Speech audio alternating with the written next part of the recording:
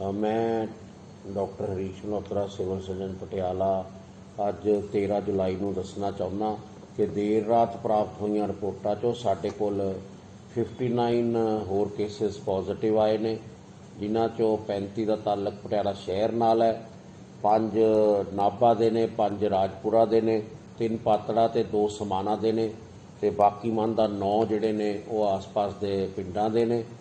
ते इन्हां चों 35 केसिस वो ने जिहड़े कि कॉन्टैक्ट ट्रेसिंग च पॉजिटिव होए ने, 7 बाहरले राज्यां तो आने वाले ट्रैवलर्स ने ते 17 नवे केस ने। इन्हां केसां चों ही 14 केस एक्साइज विभाग नाल संबंधित ने ते एक नायब तहसीलदार भी पॉजिटिव आए ने। कुल पॉजिटिव केस हुण पटियाला 634 हो गए ने ते इन्हां केसां नूं एज पर दी गाइडलाइनस होम आइसोलेशन और कोविड केयर सेंटर और आइसोलेशन फैसिलिटी शिफ्ट किया जा रहा है।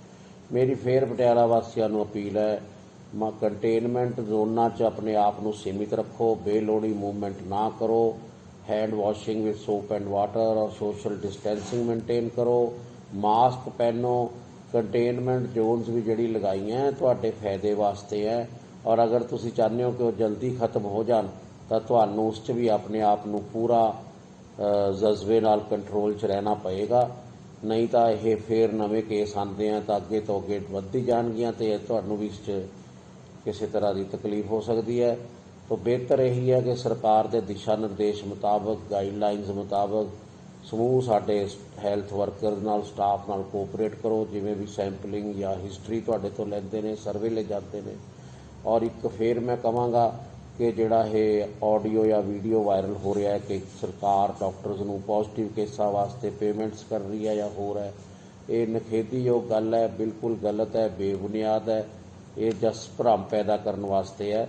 ਇਹੋ ਜਿਹੀਆਂ ਗੱਲਾਂ ना करो, जिम्मेवारी वाला व्यवहार करो।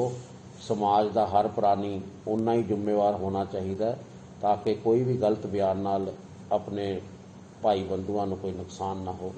और ये वीडियो मैं एक बार फिर कहांगा कि बिल्कुल बेबुनियाद और तत्थां तो परे और झूठा।